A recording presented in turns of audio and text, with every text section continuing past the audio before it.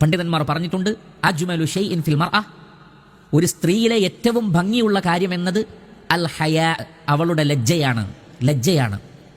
നമുക്കറിയാം, ലജ്ജ എന്നത് എല്ലാവർക്കും അനിവാര്യമായ കാര്യമാണ്. സ്ത്രീകൾക്കും പുരുഷന്മാർക്കും എല്ലാവർക്കും അനിവാര്യമാണ് ലജ്ജ എന്നത്. എന്നാൽ സ്ത്രീകളുടെ വിഷയത്തിൽ അതിൽ കൂടുതൽ പ്രാധാന്യമുണ്ട് എന്ന് നമ്മൾ മനസ്സിലാക്കണം. പൊതുവെ ഇസ്ലാമിനെ സംബന്ധിച്ച് നമുക്ക് കാണാൻ സാധിക്കും, ഇമാം ബൈഹഖി റഹ്മത്തുള്ളാഹി അലൈഹി അദ്ദേഹത്തിന്റെ ശുഅബുൽ ഈമാനിൽ രേഖപ്പെടുത്തുന്നു, അനസ് ഇബ്നു മാലിക് റളിയല്ലാഹു അൻഹുവിൽ നിന്നുള്ള ഹദീസാണ്.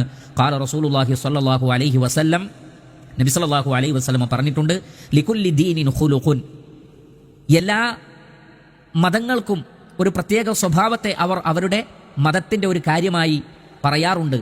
എന്നാൽ വ ഇന്ന ഖുലുഖൽ ഇസ്ലാമി അൽ ഹയാ, ഇസ്ലാമിന്റെ സ്വഭാവം എന്നത് അൽ ഹയാഉ, അത് ലജ്ജയാകുന്നു. ഇസ്ലാം മുന്നോട്ട് വെക്കുന്ന, ഇസ്ലാം പ്രൊമോട്ട് ചെയ്യുന്ന ഏറ്റവും വലിയ സൽസ്വഭാവം എന്നത് അൽ ഹയാ, ലജ്ജയാണ്.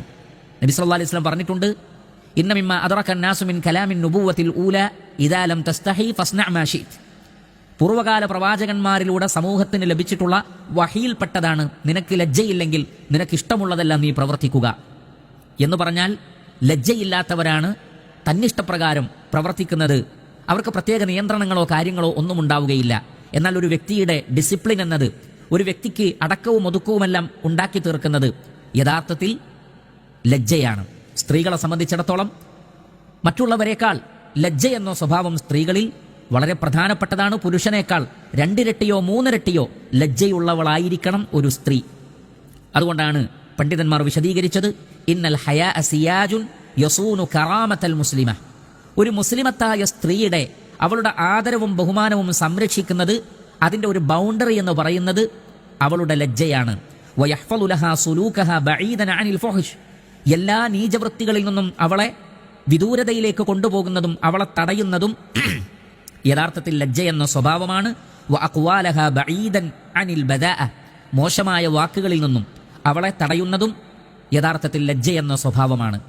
കാരണം ചീത്ത വർത്തമാനങ്ങളും ചീത്ത പ്രവർത്തനങ്ങളും അതിൻ്റെ മോശമായ സ്വാധീനം സമൂഹത്തിൽ പുരുഷനിൽ നിന്ന് ഉണ്ടാവുന്നതിനേക്കാൾ കൂടുതൽ ഉണ്ടാവുന്നത് സ്ത്രീകൾ അത്തരം കാര്യങ്ങൾക്ക് മനഃപൂർവ്വം ഇറങ്ങി പുറപ്പെടുമ്പോഴാണ്.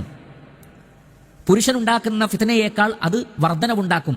ഒരു സ്ത്രീ തന്നെ സ്വയം തിന്മക്ക് വേണ്ടി ഇറങ്ങി പുറപ്പെട്ടാൽ അതൊരു പുരുഷൻ ഇറങ്ങി പുറപ്പെടുന്നതിനേക്കാൾ ഗൗരവമേറിയതാണ്.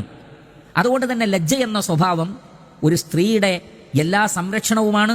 മോശമായ വാക്കുകളിൽ നിന്നും പ്രവൃത്തികളിൽ നിന്നും അവളെ തടയുന്നത് യഥാർത്ഥത്തിൽ ലജ്ജയാകുന്നു. മാത്രമല്ല, ഒരു സ്ത്രീയുടെ ഈമാനിന്റെ, എല്ലാവരുടെയും ഈമാനിന്റെ ഭാഗമാണ്. അതേപോലെ തന്നെ ഒരു സ്ത്രീയുടെ ഈമാൻ പൂർത്തീകരിക്കപ്പെടുന്നത് അവളിലെ ലജ്ജ പൂർത്തീകരിക്കപ്പെടുമ്പോഴാണ്.